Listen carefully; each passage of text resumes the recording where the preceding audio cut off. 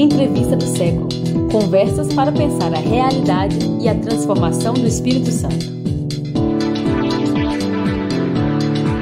Olá, bem-vindo, bem-vinda, bem-vinde. Eu sou Vitor Taveira. Essa é mais uma entrevista do século aqui do Estúdio 42B, no centro de Vitória. Estamos trazendo hoje o tema que é a assessoria técnica aos atingidos do crime da Samarco, Vale, BHP, no Rio Doce, no Espírito Santo.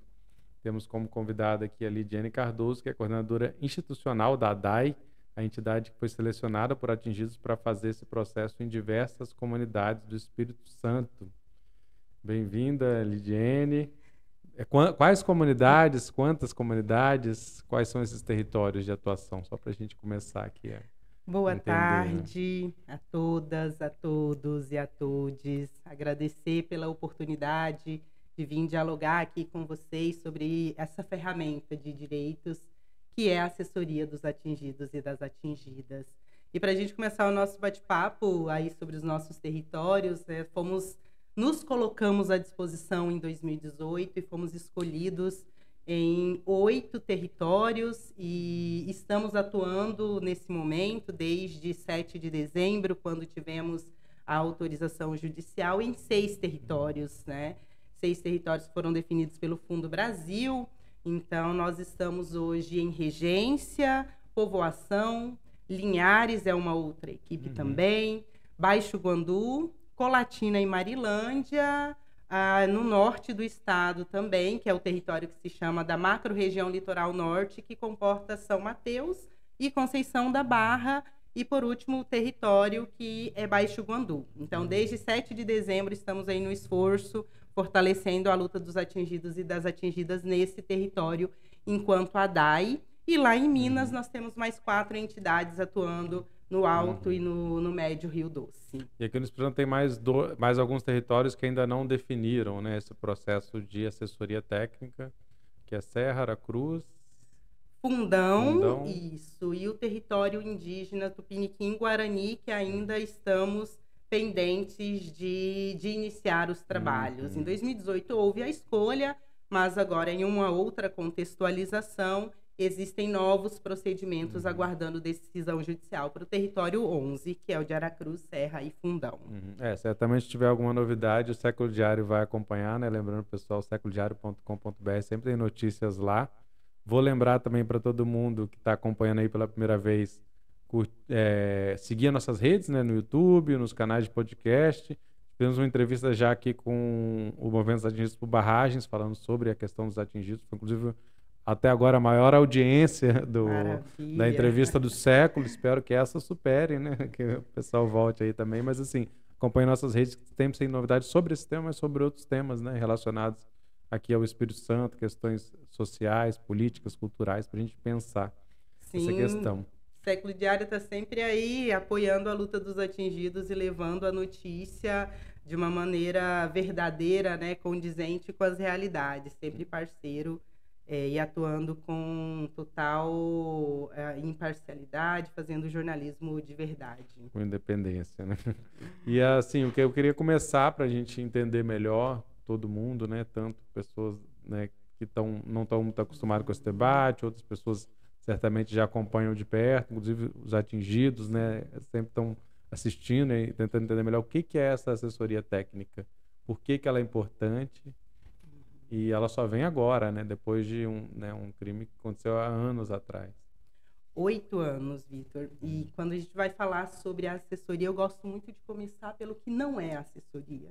Porque tem uma confusão muito grande, não apenas junto aos atingidos, mas à sociedade geral, sobre qual que é o papel de uma assessoria técnica. Então, eu gosto muito de começar dizendo o que não é a assessoria dos atingidos e das atingidas.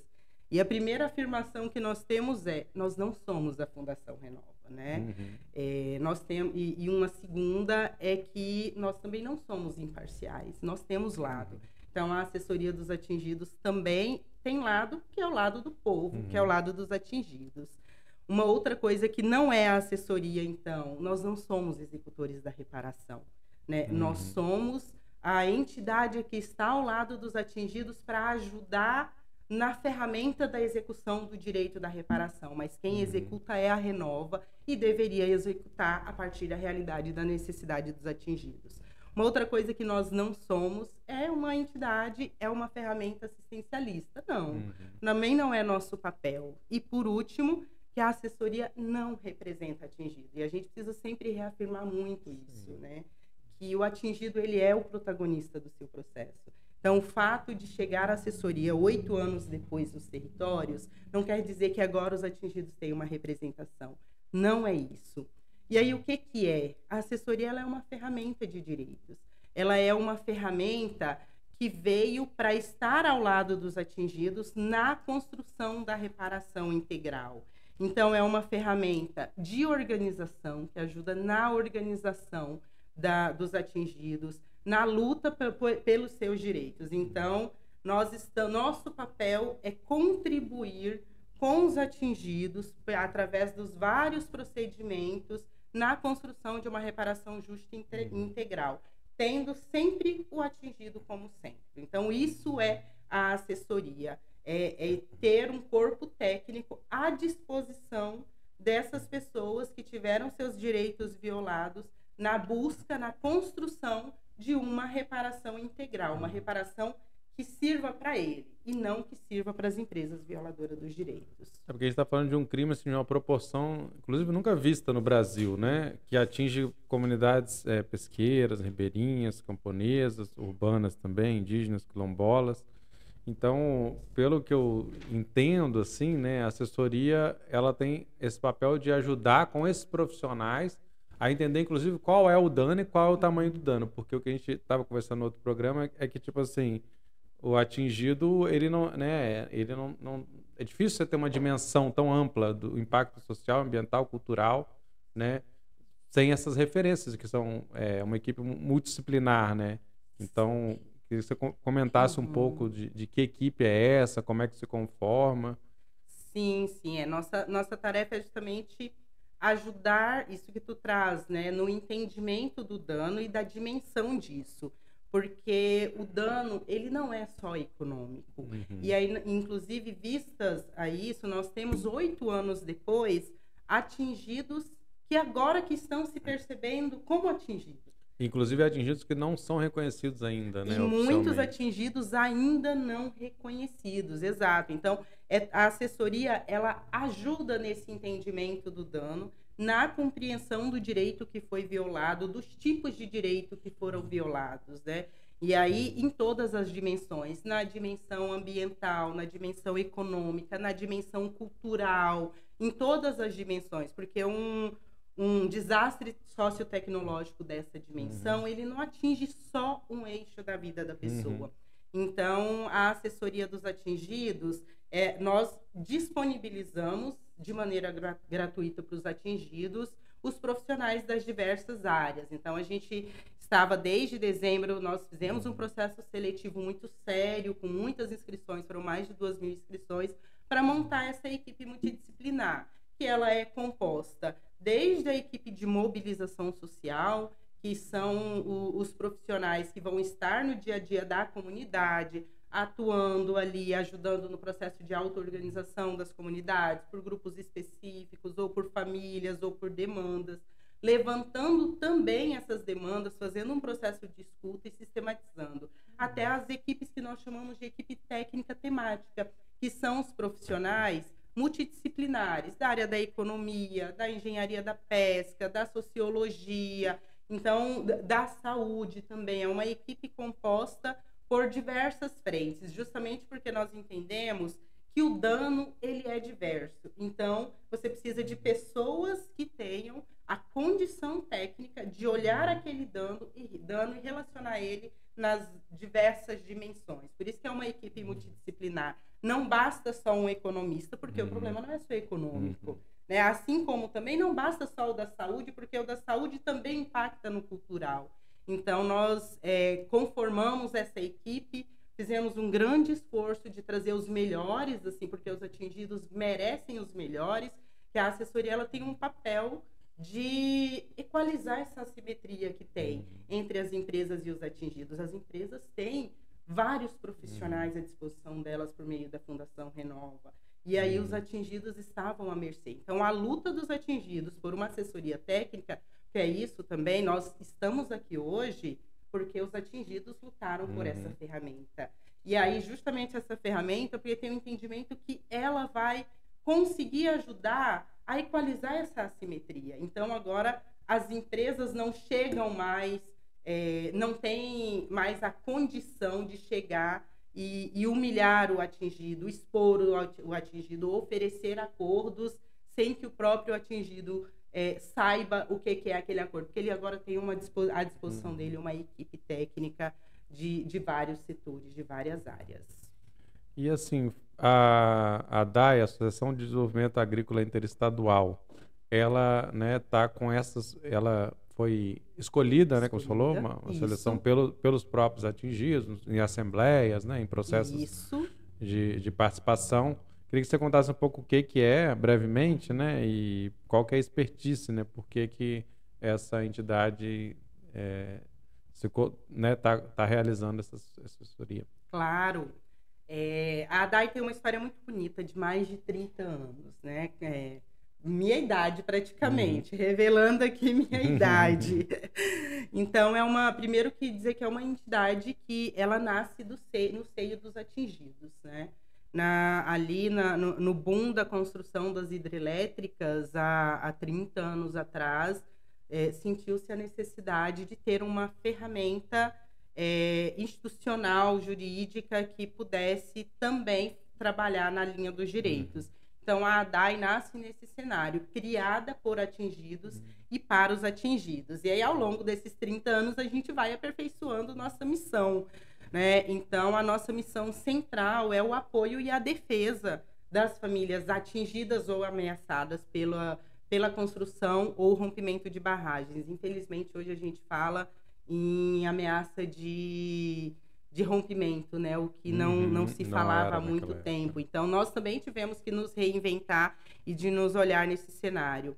Hoje a gente atua nacionalmente, né? Nós atuamos em todos os estados, com projetos aonde tem barragens, né? Então, tivemos lá em Belo Monte, quando estava no boom, na barragem de Itá, Machadinho. Então, nessa... Vocês chegaram a atuar em Brumadinho também? Brumadinho não atuamos, né? não atuamos. Porque Brumadinho tem um processo, a gente estava falando outra entrevista também, diferente, né? A gente conseguiu avançar mais rápido do que o processo de Mariana do Rio Doce, né? Sim, em alguns aspectos, né? De forma geral. Sim, a gente costuma dizer que, na verdade, o Rio Doce, infelizmente... por causa dos erros cometidos nos processos de reparação do Rio Doce, Brumadinho avançou.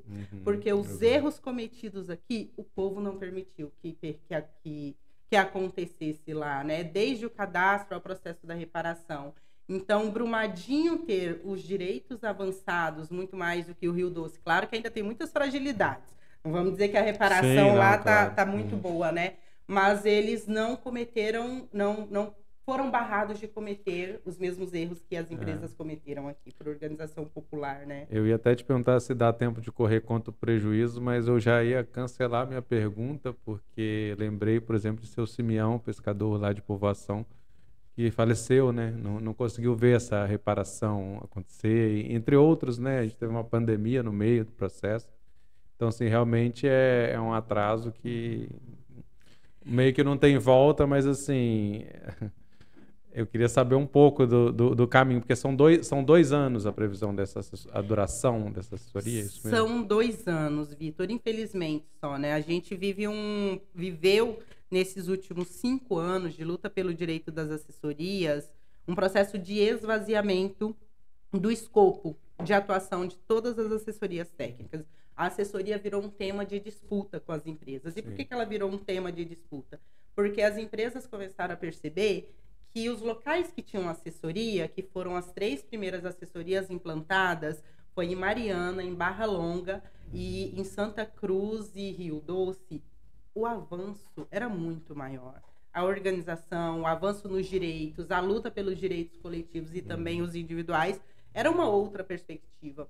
Então, a gente começou a viver um cenário de disputa do conceito do escopo de assessoria técnica. Então, a gente chega nesse escopo que nós estamos até hoje, que é o escopo esvaziado, não é o ideal, mas todas as entidades que foram escolhidas estão fazendo todo o esforço do mundo para, ainda assim, com o escopo esvaziado, quando eu digo que o escopo esvaziado que foi, retirou os estudos, que a gente não tem a permissão, a não ser via pedido judicial, esvaziou no âmbito da própria comunicação.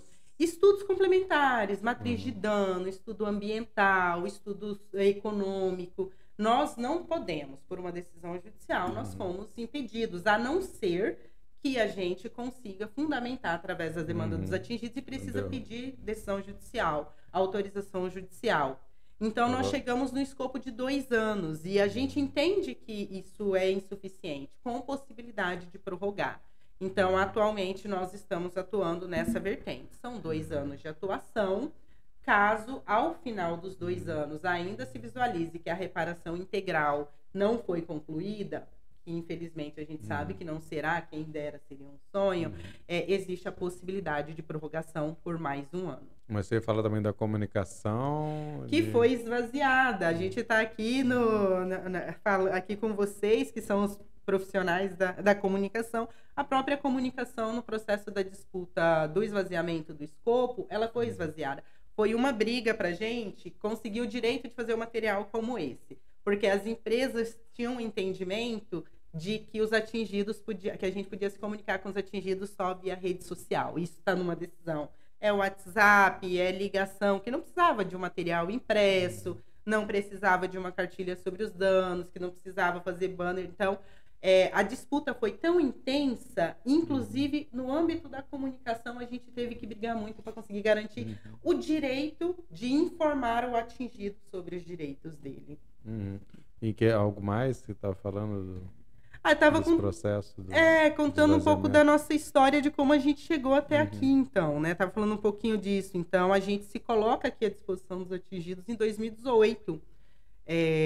Então, dentre um dos grandes projetos que a gente trabalha, esse aqui, mas já atuamos também em reassentamentos, né? Já atuamos também nas formações, uma das dos nossos know-how, formação em direitos humanos, porque a gente entende que a formação ela é o que vai proporcionar o avanço social, o avanço pela luta de direitos e várias outras frentes de atuação. Então, as frentes de atuação da entidade é as frentes que versam sobre a defesa dos direitos humanos, sobre a defesa dos direitos sociais das populações atingidas ou ameaçadas pela construção ou rompimento de barragens. Eu queria perguntar em seguida justamente sobre esse plano de trabalho, né? Como é que funciona esse planejamento e essa estratégia, né, de ação dentro da assessoria? Sim, esse plano que a gente está aí com as comunidades agora, então é um plano que, primeira coisa que eu queria resgatar, eu gosto muito de afirmar isso, que os planos de trabalho que foram construídos e que hoje estão implementados, mesmo com o escopo esvaziado, nós temos muito orgulho de dizer que foram planos construídos coletivamente. Não saiu da cabeça da equipe da ADAI, né? Inclusive porque era uma premissa para poder atuar como assessoria técnica. Então, lá em 2018, 2019, junto com o Fundo Brasil de Direitos Humanos e as instituições de justiça, nós fizemos diversas reuniões justamente para ouvir o que deveria ser trabalhado na assessoria dos atingidos e das atingidas. Então, o que nós temos hoje é reflexo da necessidade dos territórios, claro que já atualizadas, porque a gente fez esse processo de escrita e de escuta lá em 2018. Então, o plano de trabalho ele tem como centralidade a promoção da informação e a auto-organização dos atingidos, tá? Infelizmente, a gente perdeu alguns direitos enquanto assessoria dos atingidos, né? Perdemos o direito de fazer os estudos, mas a gente continua lá, contribuindo na mobilização, produzindo informação e fazendo essa informação chegar até o atingido. O caso do Rio Doce, ele é um caso que todos os dias você tem uma série de coisas novas saindo, né? Decisões judiciais, relatórios de experts do Ministério Público Federal, empresas e tal. Então, também é uma tarefa nossa fazer com que essa informação chegue de maneira simples, adequada até o atingido. Inclusive porque o processo de desinformação que tem na Bacia do Rio Doce tem estabelecido um caos, gerado mais medo e violando ainda mais direito. Então, o nosso plano de trabalho, ele está agora, nós estamos na fase de ainda de implementação, né? Alguns lugares ainda estabelecendo os escritórios, mas já estamos nos territórios fazendo reunião com os atingidos, né? Dialogando. Agora a gente já tem iniciado uma etapa que a gente chama de construir grupos de atingidos e atingidas, que é a reunião de pessoas por família, por grupos específicos, justamente para ouvir as demandas, para achar soluções coletivas junto com eles e para encaminhar essas demandas para os órgãos que são responsáveis ali pela reparação.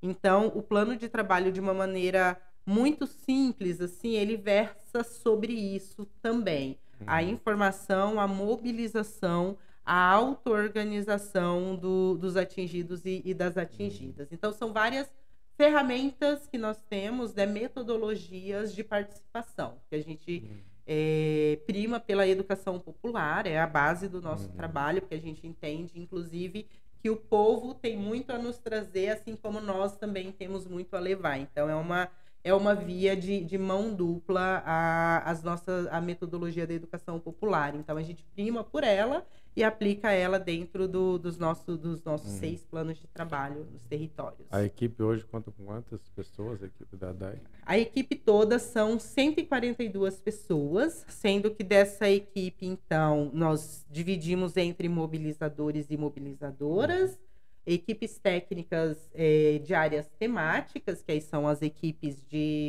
com formação de nível superior, das várias áreas, que formam as áreas multidisciplinares, e a equipe de coordenação também, coordenação e gestão. Então, espalhados aí nos 6 territórios, cada qual com a sua especificidade, nós estamos com esse grupo de pessoas à disposição dos atingidos para construir o processo da reparação. Os mobilizadores são aqueles que estão mais próximos ali dos territórios, né? Na atuação, toda a equipe técnica, na verdade. A gente parte do lugar de que precisa conhecer o chão que está pisando para trabalhar. Então, toda a equipe técnica estão nos territórios, né? Umas têm mais, outras menos, de acordo com a realidade. Os mobilizadores são equipes que são fixas, então cada território tem o seu mobilizador, ela não é compartilhada. Já a equipe de área temática, ela é transversal. Então, o economista que está à disposição lá em Regência, ele também pode atender uma demanda que vem lá de São Mateus, assim, engenheiro de pesca. Então, as equipes de áreas temáticas, a gente chama ela de equipe transversal, que ela é compartilhada entre todos os territórios. Já as equipes, os mobilizadores, eles são fixos nos seus territórios, mas todos estão residindo nos territórios de atuação, né? Ali pisando no chão do dia a dia dos atingidos. E o que hoje define quem é e quem não é atingido? Olha, essa é uma pergunta eu digo muito do ponto boa. De vista legal e do ponto de vista da assessoria, sim, né? Porque sim. podem ser diferentes, né? Vocês podem atuar talvez com pessoas que não sejam reconhecidas, porque elas estão nesses territórios, enfim. Primeiro que para nós, acho que o primeiro recorte que a gente precisa fazer aqui, antes de dizer quem é a pessoa, quem não é a pessoa atingida, é o problema de que hoje no Rio Doce quem define quem é atingido ou não é as empresas, né? A raposa cuidando dos galinheiros. Isso é um problema sério. Para nós, a assessoria, ela precisa estar à disposição de todas as pessoas que se colocam como atingidas, independente dela ser cadastrada ou não, porque o critério de ser atingido não é você ter sido cadastrado ou não pela Fundação Renova, mas é você ter sofrido algum dano em alguma medida e você se sentir atingido. Se a empresa reconhece isso ou não, é uma outra questão. No âmbito da legalidade, a gente, os companheiros e as companheiras do movimento dos atingidos por barragens têm trabalhado muito para lutar justamente para garantir, a partir da legislação, né, que é aqui no Estado, Tem a PEAB sendo lutando para ser aprovada, que aí nós vamos trabalhar esse âmbito do conceito do atingido e da atingida de maneira mais ampla e não nessa perspectiva restrita das empresas. Que é o Plano Estadual de Atingidos por A Raios, política estadual, exato. Assim como tem nacionalmente, para ser aprovado também a política nacional, né? Que aí ela vai discutir o conceito de atingido não na perspectiva da empresa, mas sim na perspectiva de fato, tendo a vítima como central. Então, assim, a assessoria, nós estamos à disposição de todas as pessoas que a querem e que sentem que sofreram algum dano em alguma medida. Então, não somos nós que vamos dizer se ela é ou não é. Se ela se encontra, se entende enquanto atingida e procura a assessoria tem o papel de acolher, de ouvir, de orientar e de contribuir de que ela seja reconhecida para ter acesso aos direitos no processo da reparação. Então, só para dizer que é complexo mesmo isso, né? Porque é outra coisa que está no centro da disputa. E aí está no centro da disputa com as empresas justamente porque quanto mais pessoas se olham e se enxergam com danos, né, mais a empresa vai ter que atuar na reparação. Então, mas para nós, se a pessoa se entende e nos procura, nós vamos ajudá-la na fundamentação e no acesso aos direitos enquanto atingida. Em que pé está atualmente a assessoria? Assim? Qual que é o processo? O que está acontecendo agora? Nossa, está acontecendo muita coisa bonita, muita coisa boa. A gente, como nós fomos contratados em dezembro, e tivemos 2 meses para implementação, instalação. Então, nós fizemos vários passos, né? O primeiro dele foi chegar no território e conversar com as lideranças, apresentar a assessoria, apresentar a metodologia, conversar com elas também o que nós podemos fazer e o que nós não podemos, porque existem muitas lideranças que estão desde 2018, então elas lembram do plano de trabalho lá de 2018, né? Então, a gente começou fazendo esse diálogo com elas, né, com essas lideranças, fazendo reuniões nas comunidades para apresentar o que vai ser a assessoria ao longo desses 2 anos. Então, agora nós estamos numa fase que é de criar os GAs. A gente fala de criar, não, né? E animar a criação dos grupos de atingidos e das atingidas, porque essa vai ser a base central do diálogo da assessoria, porque a assessoria ela é coletiva, então nós não vamos tratar os problemas de uma maneira individual, nós vamos tratar os problemas de uma maneira coletiva. Então, nós temos os diversos espaços de participação pensados pela assessoria, né, a partir das realidades. Então, nós estamos agora nessa fase, a equipe técnica tem uma parte estudando e fundamentando as questões e os danos dos territórios. Paralelo a isso, simultâneo a isso, tem os mobilizadores que estão indo para as comunidades, para fazer grupo de atingidos, para dialogar sobre os danos que estão sendo feitos, que estão sofrendo desde 2018, para ouvir as questões econômicas, né? Porque o Rio Doce hoje tem várias pautas, e uma delas, que é muito latente, é a pauta econômica, inclusive devido à crise que a gente tem vivido, né? Então, pessoas que nunca acessaram sequer o primeiro direito, que é o direito econômico, o direito à sobrevivência mesmo, né? De ter o dinheiro do dia a dia para sobrevivência. Então, nós estamos nessa fase agora de mobilização das pessoas, de organização desses grupos, para posteriormente a gente fazer um registro familiar, criar os planos de ação comunitário que vai coletar essas demandas, fundamentar elas e ajudar os atingidos a ter os elementos centrais técnicos para acesso dos direitos. Mas, de maneira geral, em 5 meses que a gente está atuando, nós avaliamos como muito positivo, porque o povo quer participar, né? O povo está participando. Aonde chama para reunião, o povo está indo com muita sede, né? Porque a assessoria ela é muito esperada há muito tempo. Então, as pessoas estão indo agora nesses espaços, dialogar com a equipe técnica, levar as suas demandas, tirar dúvidas, pegar informações, né? E se dispondo a se organizar nesses espaços que são fomentados pela assessoria. E assim, essas pessoas que não foram reconhecidas ou ainda não foram, né, não receberam nenhum tipo de apoio, enfim, como é que elas fazem para acessar, assim? O que você diria? Como faz, né?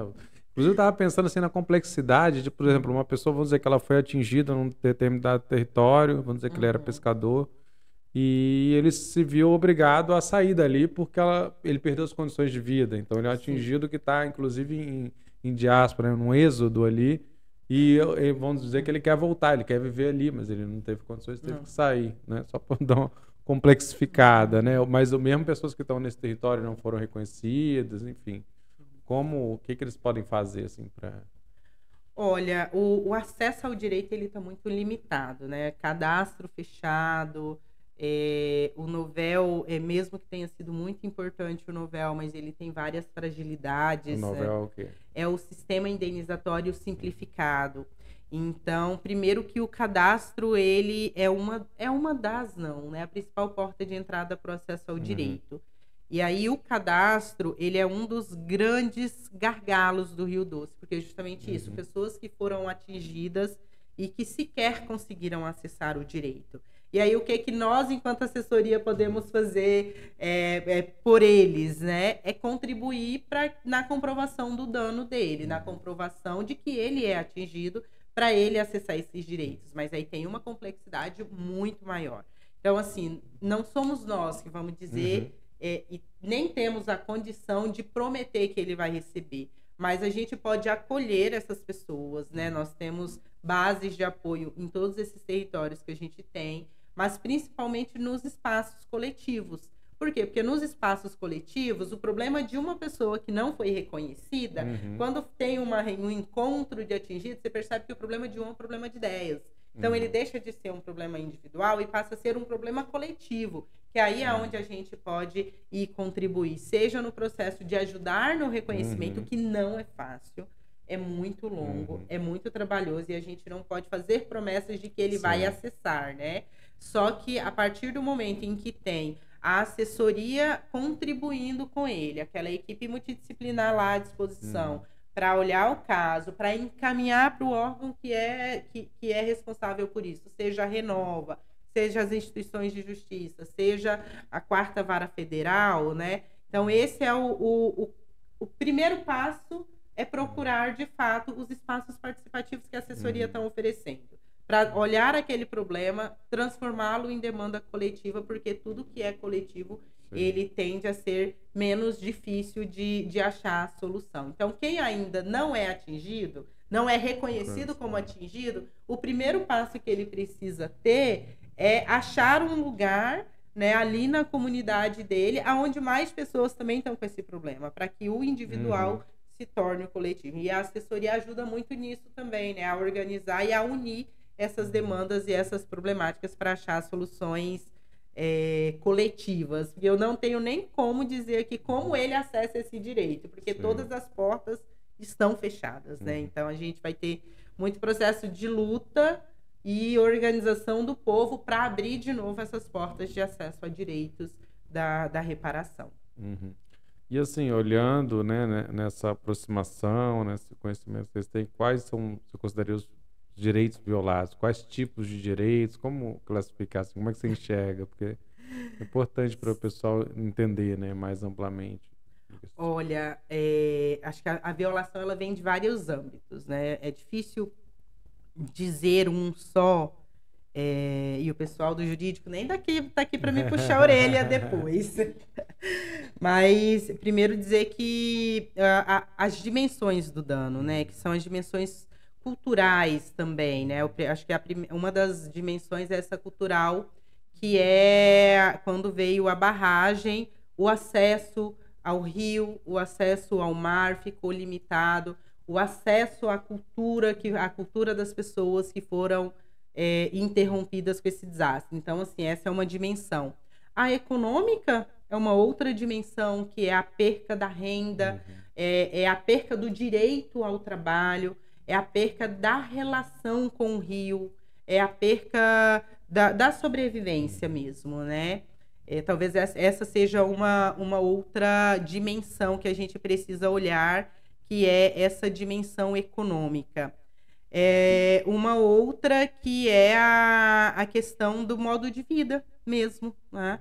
E aí as pessoas tiveram seus modos de vida e seus laços, eles foram interrompidos com isso. Então, isso que tu colocou, quando chegou a barragem, a pessoa que era pescadora não pôde mais pescar, ela teve que se virar. Então, ela foi caçar os meios de sobrevivência dela. Então, isso mexe com o modo de vida dela, e não só no âmbito do trabalho, né? Nós estamos agora muito na discussão, por exemplo, do surf, que está lutando há 8 anos para ser reconhecido. O surf, enquanto modo de vida, foi atingido, né? Então, essa é uma outra dimensão. A saúde, né? Que aí a gente tem aí as várias já comprovações, os vários estudos dizendo do dano na saúde das pessoas, e aí não é só das pessoas que estão ali no rio, é também das que viviam diretamente do rio, mas e do mar. E também, do mar, né? bem lembrado, do rio e do mar. Então, mas e aí não é só física, é a saúde mental, porque quando você perde o seu direito ao trabalho, você perde o seu direito à renda, você perde o direito a viver o seu modo ao de lazer vida, também, ao né? lazer. Fortemente Isso afetado. impacta a sua saúde de todos os âmbitos. Então, são muitas dimensões do dano, né? Então, se a gente for categorizar cada um deles aqui, eu digo que a econômica, que é a que mais está em voga hoje, a indenização, ela é uma fatia só de todo o dano que as populações sofreram. Inclusive, a própria reparação econômica, ela é problemática em si só, porque eu lembro quando eu estava lá, né, fazendo reportagem lá em Povoação, até se eu não me engano, que estava me falando isso. Quer dizer, o pescador, ele pescava, recebia, né, recebia, fazia seu manejo. Aí, de repente, com o auxílio que era dado pós, né, esse dinheiro chegava tudo de uma vez. E isso é uma outra coisa. Então, muita gente gastava tudo de uma vez, porque não tinha essa prática, né? Eu não estava acostumado com a lida com essa forma, digamos, de pagamento. Enfim, e aí, nesse meio da perda do espaço de lazer, do espaço de trabalho, as pessoas entrando em depressão, alcoolismo, enfim, quer dizer, ela por si só não resolve. Então, quando vocês falam em reparação integral, seria, estou, né, tentando entender aqui, retomar o máximo possível as condições de vida que existiam antes desse desastre, né? É o retomar com o avançar. Eu acho que são duas coisas que se complementam, né? Quando a gente fala da reparação integral, é muito para dizer assim que só uma parte dela não é suficiente. E reparação integral, a gente sabe que é algo que vai ser muito difícil, porque como é que você retoma o rio, né? Mas é uma luta constante porque as pessoas têm o direito de ter a sua condição de vida melhorada, claro, mas também respeitada a partir do que ela tinha antes. E aí a reparação, ela perpassa pela reativação econômica, sabe? As pessoas querem trabalhar, as pessoas não querem viver de auxílio financeiro da Fundação Renova. Eu escuto muito isso dos atingidos, né? Principalmente dos pescadores, que para eles ir pescar, ir lá, fazer a venda do peixe, aquilo para ele é satisfatório, sabe? Não é só o fato do dinheiro, mas é a dinâmica de vida, de ir lá pescar, de ir na feira, de vender. De fazer preparar a sua rede, cuidar do barco. Isso. Então, essa é a reparação integral, ela perpassa por várias coisas, né? E aí nós não vamos chegar numa reparação integral se a gente não tiver uma coisa que é central, que é o atingido tendo o poder de decisão. E não está acontecendo há 8 anos. Então, como é que as empresas, né, como é que os órgãos estão discutindo reparação dos danos sofridos pelo rompimento da barragem de Fundão, se o principal não está acontecendo, que é a participação dos atingidos, que é o poder de decisão dos atingidos. O atingido, ele é a centralidade, né? Então, assim, não se fala em reparação do dano se você não tem o atingido no centro da questão, se não é o atingido indo lá, decidindo, participando, e não só participando, é participando de forma qualificada. E aí é onde a gente entra, né? Onde a assessoria entra. A gente entra para estar aqui do ladinho do atingido, de mão dada com ele, garantindo não, né? Lutando, promovendo a participação qualificada, porque só a participação isolada também ela não é suficiente. Ela pode ser muito débil, né? Exato, muito. E assim, qual que vai ser o resultado dessa assessoria? Eu digo assim, em termos, imagino que seja muito complexo responder, mas você falou que vocês não podem fazer estudo, mas vão fazer relatórios, como é que se vislumbra uma finalização desse processo, já que ele, né, tem um prazo determinado, você falou pode ser prorrogado, mas assim, ele vai ter que ser, de alguma maneira, encerrado, né? Sim, a assessoria, ela não pode ser eterna, né? Ela precisaria estar enquanto não existe uma reparação construída.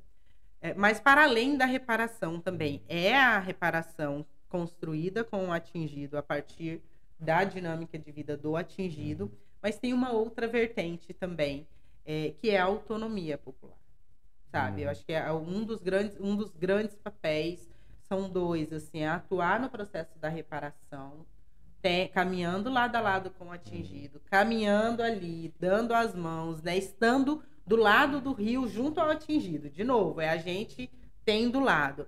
Mas um segundo ponto que é muito central é a autonomia popular. Porque quando a gente sair desses territórios, a gente tem muita certeza de que o processo da reparação não vai ser findado. Nós vamos ter mais 30, sei lá quantos anos até o meio ambiente se recuperar. E se recuperar, então, se são os territórios com poder de decisão, se são os territórios organizados, se são os territórios com autonomia popular, se são os territórios, as pessoas atingidas, sendo protagonistas do seu processo. Esse tem que ser o resultado final. Então, é para além do ganho da reparação, né? É o avanço também, como é que os territórios, eles possam, quando a gente sair, estarem autônomos, mais organizados ainda, porque eles já são muito organizados, mais organizados ainda para enfrentar todos os problemas que virão pelos próximos anos, porque nós temos pautas que não vão se findar tão cedo. A saúde, o meio ambiente, a geração de renda, tudo isso ainda são pautas de muito longo prazo. Então, se a gente não pode ficar com eles até tudo isso se concretizar, que a gente contribua deixando com eles fazendo com que eles sejam ainda mais protagonistas e autônomos, no sentido de ninguém decidir por eles, né? De não ter decisões mais de gabinete, mas que eles sejam o centro da coisa toda. Então, são esses dois resultados centrais, é a reparação e é a autonomia e o protagonismo do atingido ser sempre respeitado. O que eu ia perguntar em seguida é justamente isso. O que vem depois da assessoria técnica? O que pode vir depois da assessoria técnica? Sim, olha, muita coisa e é uma resposta bem difícil de te dar, viu, Vitor? Porque... Não dá para prever o futuro. Não dá. A gente se programa ao longo desses 2 anos para deixar justamente essas duas coisas que eu coloquei para você. Assim, mas o que virá depois, isso depende de vários atores, né? Porque um risco também é justamente de, assim, você conseguir organizar, eu digo assim, em geral, né? Organizar-se um processo a partir da assessoria técnica e esse processo, quer dizer, quando acabar recurso, você pode desestruturar, né? Você pode ter uma desestruturação, né, incapacidade de dar uma continuidade a essa altura, né? Então acho que o desafio para vocês talvez seja um pouco esse, né, de como fazer que isso continue quando acabar a assessoria, porque realmente recurso é fundamental para garantir qualquer processo, mesmo os processos de organização popular, né? Sim, claro. É muito importante, é fundamental, na verdade, ter as condições materiais para fazer qualquer coisa, né? Só que nós temos acreditamos muito nos atingidos que estão nos territórios, né? Então, assim, e na capacidade deles de manter essa organização pós-assessoria. Claro que seria o ideal, assim, enquanto não tiver a reparação, você ter pessoas à disposição dos atingidos, porque as empresas vai ter sempre pessoas à disposição das empresas, né? Então, como é que essa assimetria não volta, né? Essa diferença de armas para a luta não volte. Hoje existe, então, uma paridade, pelo menos é o que a gente tem tentado fazer. Como é que depois disso, quando a gente sair, essa paridade de armas não acabe? O ideal era que tivesse assessoria dos atingidos enquanto a reparação não fosse efetivada. Mas não tendo, o nosso trabalho é garantir justamente que ao longo desse processo, enquanto a gente está lá, construir essa auto-organização, fortalecer as comunidades, ajudar nas mediações dos conflitos causados pelas empresas e pelo próprio processo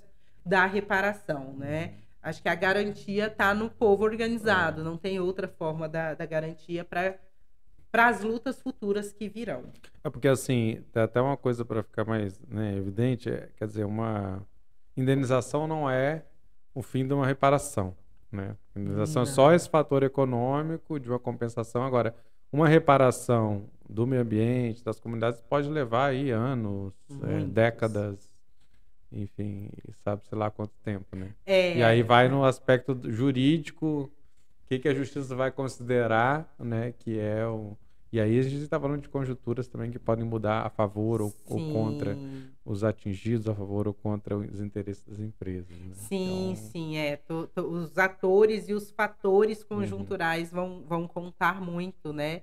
É isso, para nós a indenização ela é uma parte da pizza da reparação, né? É uma parte importante, porém pequena. Então, assim, como é que a gente, ao longo desses 2 anos, vai construindo unidade nos territórios, né, com os atingidos, trazendo também aliados que fortalecem a luta dos atingidos, justamente para que ao longo desses anos em que a gente não vai estar, a gente...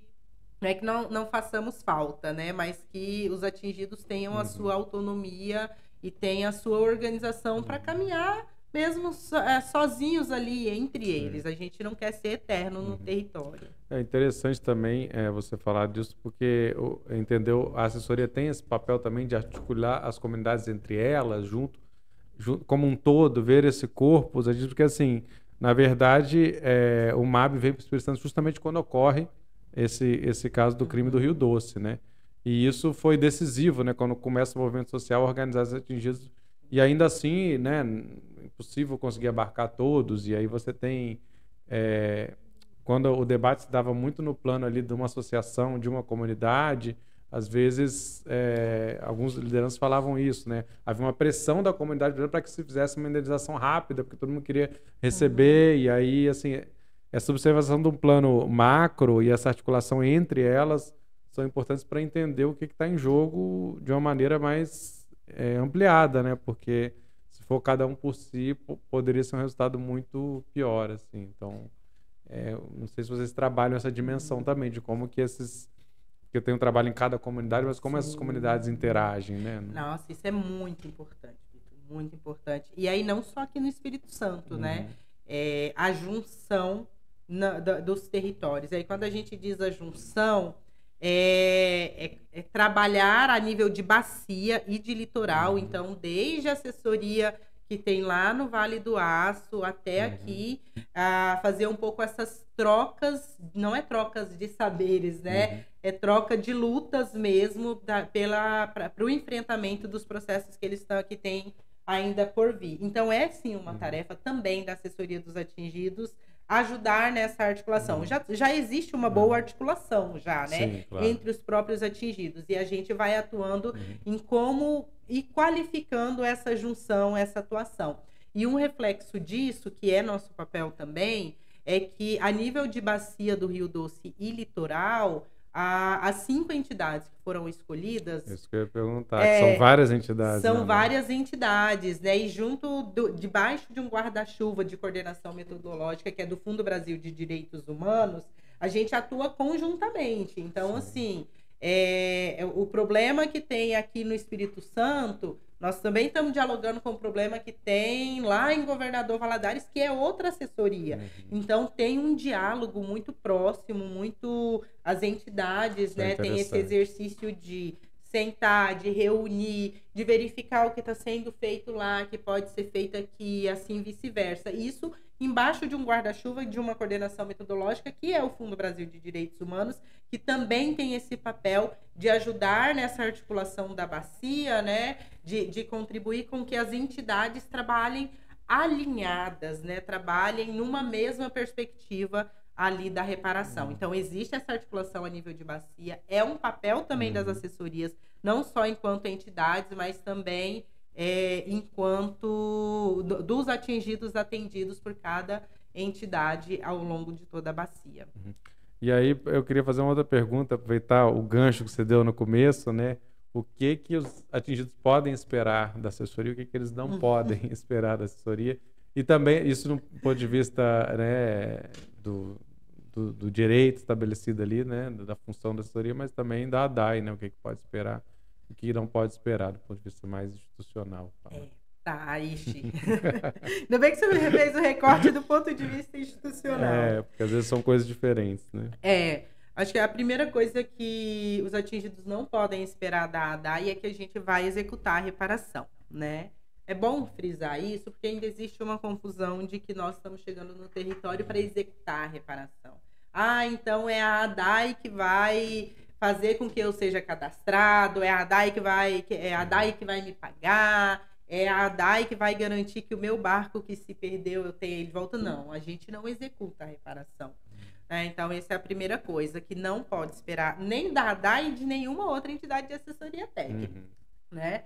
O que pode esperar da ADAI é justamente esse papel do olhar nos direitos, dos danos que foram dos direitos que foram violados, dos danos que foram sofridos e contribuir com o atingido para o reconhecimento daquele dano, né? Para o reconhecimento e para, como é que eu posso dizer, para a reparação daquele dano. Então, assim, a gente não repara o dano, a gente não executa, mas nós atuamos junto ao atingido no processo de busca pela reparação daquele dano. Vou dar um exemplo. Olha, lá na comunidade, não sei, vou pegar uma comunidade lá do norte do estado. Então, o peixe, aparece muito lá o peixe contaminado. E o pessoal tá falando, olha, precisamos verificar isso aqui. O peixe tá... Os atingidos falam muito, esse peixe está com câncer. Não confio no laudo que tem. Então, é nosso papel ter uma informação verídica, ouvir aquele atingido e falar assim, chegar lá no juiz e falar assim, juiz, lá naquela região precisa de um novo estudo sobre o peixe. Aí o juiz vai definir se a gente pode ou não fazer. Para quê? Para ele ter a prova, né? Então, a assessoria pode atuar na junção de prova para o atingido de que aquilo está contaminado, de que aquele dano existe. Então, o nosso papel é esse, ajudar o atingido também na comprovação dos seus danos, né? E para ele justamente acessar a reparação. Então, é um pouco a maneira mais jurídica do que a gente pode fazer, né? E buscando os caminhos para ajudar nas comprovações dos danos que os atingidos e atingidas vêm sofrendo há mais de 8 anos. Isso não só no âmbito ambiental ou indenizatório, não. É aonde a gente entender e o atingido ver que ele tem o dano. E para quem quer acompanhar esse processo, seja, né, atingido ou não atingido, agora as meninas da comunicação vão vibrar. Elas estão aqui no estúdio, vai ajudar. Como encontrar, né? Como acompanhar esse processo, né? A partir da assessoria, não sei, redes, internet. Eu vou pegar minha colinha aqui, gente, para me mostrar aqui as redes da ADAI. Vou pedir ajuda para as meninas da comunicação. Mas, assim, olha, nós estamos, então, hoje... Tem o nosso site, né? Procura a gente lá no nosso site, adaibrasil.org. Mas também o Facebook, ADAI Brasil, o Instagram, @ADAI Brasil. E nos territórios também nós temos os nossos... A gente chama de base de apoio, né? Que são os escritórios em que também pode ser referência para o atingido. Então, se eu atingir aí num desses 6 territórios, procurar lá a nossa equipe, mas também dizer que para ficar atento, porque no dia a dia a equipe está nos territórios, está nas comunidades. Sim. Então, quando você vê um panfletinho lá convidando para uma reunião, é bom ir lá, é bom participar, para ouvir sobre os direitos, para levar suas demandas também, né? Então, ficar muito atento aos carros de som que a gente vai passar nas comunidades, chamando para as reuniões. E também estamos abertos aqui, né? Buscando sempre parceiros e aliados na luta dos atingidos e das atingidas. Então, é muito importante para nós da ADAI, mas em especial para o povo que está aí há quase 8 anos em busca da reparação, em busca da retomada da vida cotidiana. Então, a gente também convida as pessoas a se somarem nessa luta, porque não é uma luta só de quem está lá na beira do rio ou do mar. Isso é importante. É uma luta que ela é dos capixabas, né? O litoral tem aí seus laudos comprovando os processos de contaminação. Então, é uma luta de toda a população capixaba. Então, se somar aí aos atingidos e às atingidas por esse desastre sociotecnológico que há 8 anos vem violando direitos. Bom, muito obrigado, Lidiane Cardoso, coordenadora institucional da ADAI, tá exercendo essa assessoria aqui. Essa foi mais uma entrevista do século, produção e locução minha, Vitor Taveira, apoio técnico aqui do Cauã Elmer, sempre atento. Nós voltamos em breve aí com mais temas, nos nossos canais, lembrando, no YouTube, nas plataformas de áudio, siga. E para saber também as notícias diárias, né, sobre o Espírito Santo, incluindo, né, sobre a questão dos atingidos, tantas coisas, né, perspectivas dos direitos humanos, dos direitos das vítimas, o seculodiario.com.br tem sempre novidades lá. É isso. Obrigada. Valeu. Entrevista do século. Conversas para pensar a realidade e a transformação do Espírito Santo.